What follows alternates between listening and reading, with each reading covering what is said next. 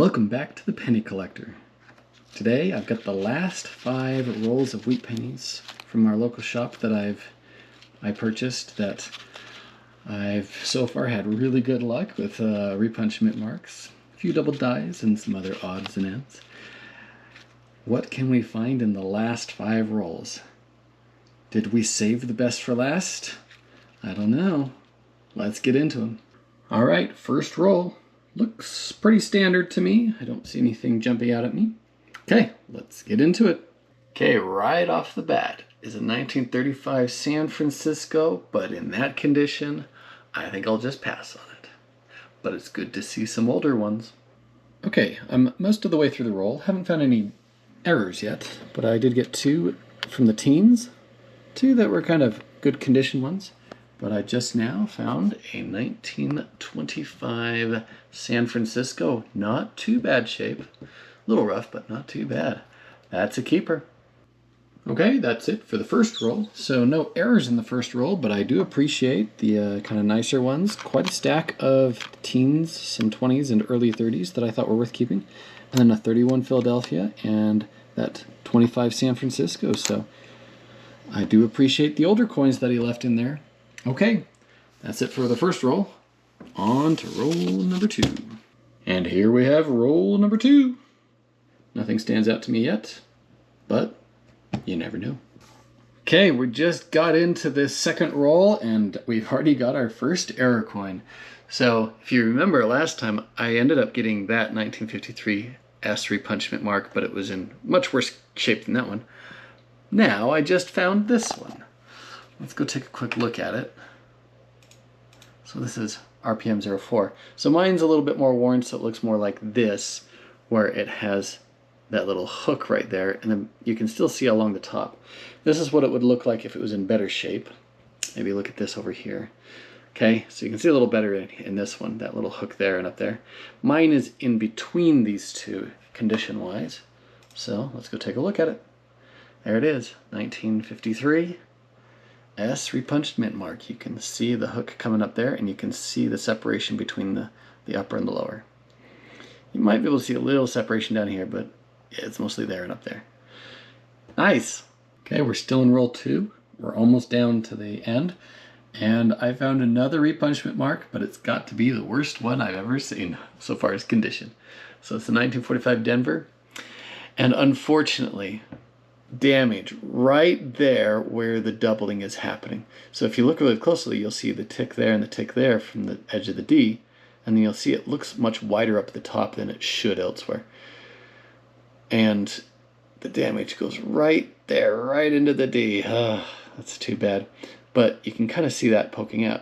Now, to just confirm that this is actually a repunch mint mark, went to the website, and I did find one that matches it, where it goes up like that.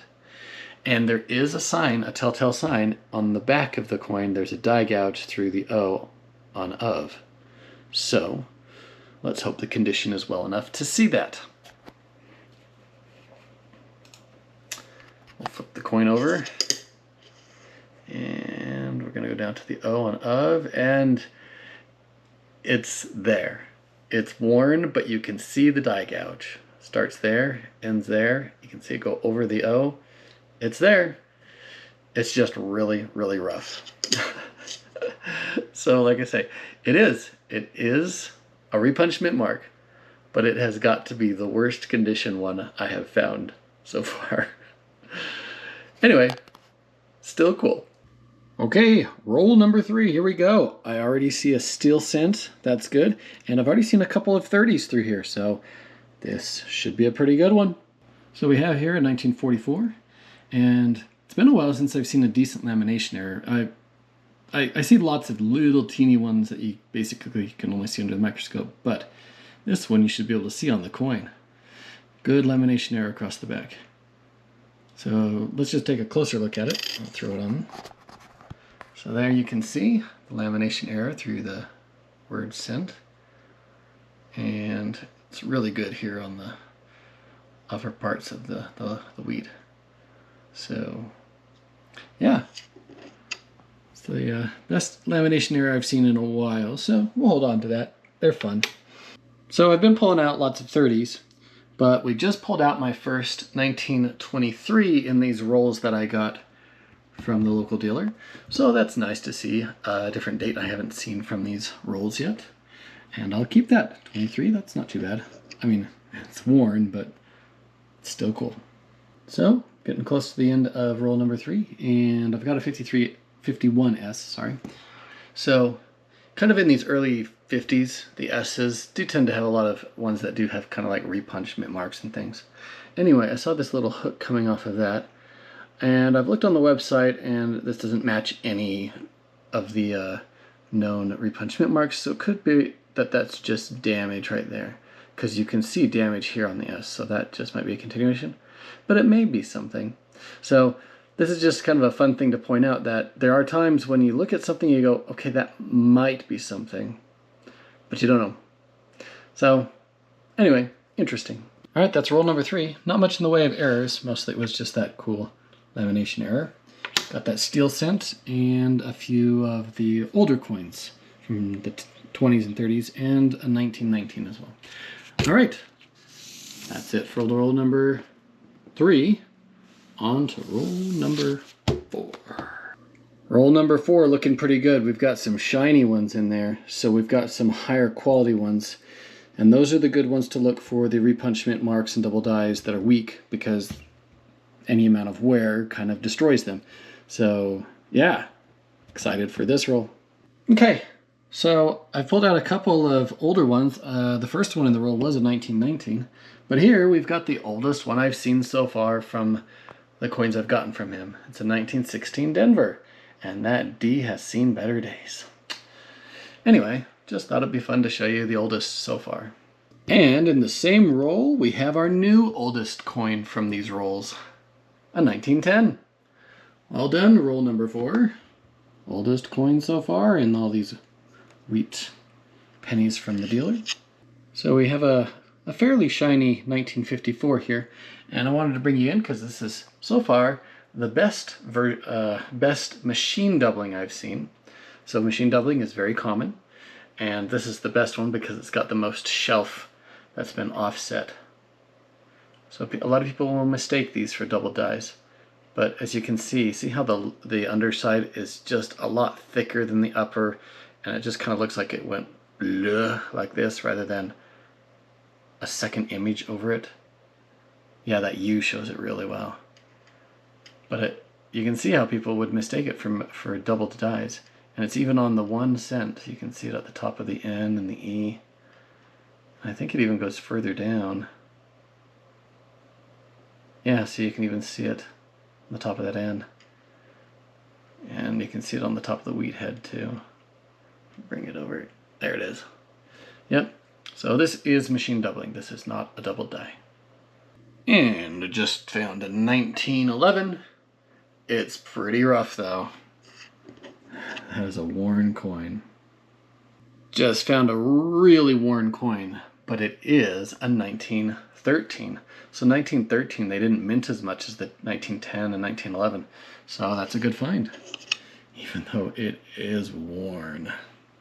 So I brought you in to take a look at this 1941S, and that's because I've been showing you a lot of machine doubling from the reverse, because on the reverse it's a lot more common. But here you go. There's a nice example of machine doubling on the front. And it's only here on Liberty. You don't see it anywhere else on the coin. Not really anyway. Yeah. So anyway, just thought I'd show you some machine doubling on the front. Okay, sometimes we make mistakes. I looked at that and thought it looks like machine doubling to me, but on closer inspection, it may actually be a doubled die. So you've got the doubling up along the top of the letters, right? Well, I went to their website and there is a double die that has Liberty that looks like that. See how it's got it across the top? It really does look like mine. So I looked around. It looks like they might have a little something going on the S, but I couldn't see that on mine. But the one thing that really stood out to me is you see that little hook on the G? It's kind of this weird hook at the top where it's kind of, yeah, you can see like a second G below the top one. And it's also got this little bar on the right side of I. So if you see that little hook, I think that might be our giveaway onto whether or not this is actually machine doubling or a double die. So if we look up here, you do see that little bar across the I. And then if you go to the G, there it is. Do you see that? There's that little hook coming down through there. I think we may actually have a double die. It's a very weak one. And at first glance, I thought it was machine doubling. But now I'm starting to see. You can see it. It's showing up at the bottom of the E. There's the B. So yeah, this may actually be a double die. So we're going to hold on to this one. You never know. Sometimes you look at something, you think that looks like machine doubling. But it may actually be a double die because of that G. Cool. Okay, here's a 49S right near the end, and once again, to me, it looks like machine doubling. But because I was wrong with the last one, I was like, well, I better check it. So I've checked, and I think this one might actually be machine doubling. All of the 49S, so all of these 49S DDOs, double dies, have this hook at the top of the 4. You see that? That hook right there. So that hook at the top of the 4 is kind of the giveaway for these. Now, some of them, you can see the doubling in the letters and the trust and stuff, but you're not going to really see that unless the coin's in really good condition. So if you go back to my coin, mine doesn't look like those. The G, see how it comes up? That looks a lot more like it's kind of spreading out. Same with the D. And if we go to the 1949, we do not see the hook on the top of the 4. Although the 4 looks like it kind of extends this way, but I mean the coin's been damaged and worn, so it's really hard to tell. But unfortunately, now I do want to point out though that you do get it on the U here. See? You got it on the left side of the U. You've got it on the bottom of the E. And then you've got it on the top of the G and the O and the D. And that's another thing that makes me think it's not a double die, because you wouldn't go from offset up to immediately offset down on the E. So probably machine doubling. And when you look at Liberty, sorry, let me get it. I'm having a hard time with my fingers right now. There we go. There may be a shelf off to the left, but yeah, I'm going to say this one's probably machine doubling. All right, I just laid down roll number 5. Right off the bat, nothing jumps out at me. Looks pretty standard. Okay, let's go through it and hope there might be at least one more error coin to add to our collection before the end of this video. So this is a really fun one. So look at that. Now this one I feel pretty sure is machine doubling. See that? How it fans out here and then goes all the way over to here. Like it really kind of just, it really looks like it spreads. And I did go look at the website and there are no double dies that look anything like this. So I feel pretty confident that it's machine doubling. But I'm going to keep it because it's a great example. Look, it's all over. Okay, it kind of disappears a little bit up here.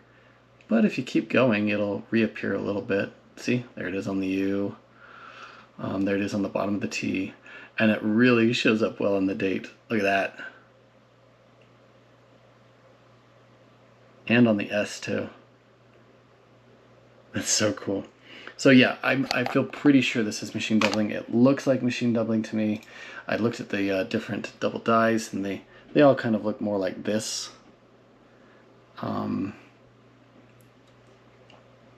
But anyway, it's still really cool. And that's the end of roll 5. Okay, let's just do a quick recap of what we got. So we got 3 kind of just minor random defects with like machine doubling here. We've got this nice lamination error. We've got this nice steel penny. We got these 2 double dies right here. 2 repunchment marks, a 53 and a 45. And then we've got that unexpected 41 double die. Some older, higher value ones. Just a stack of older ones to keep, and then some shinies. Not too bad. I hope you enjoyed, and I hope to see you on the next hunt, whatever that might be.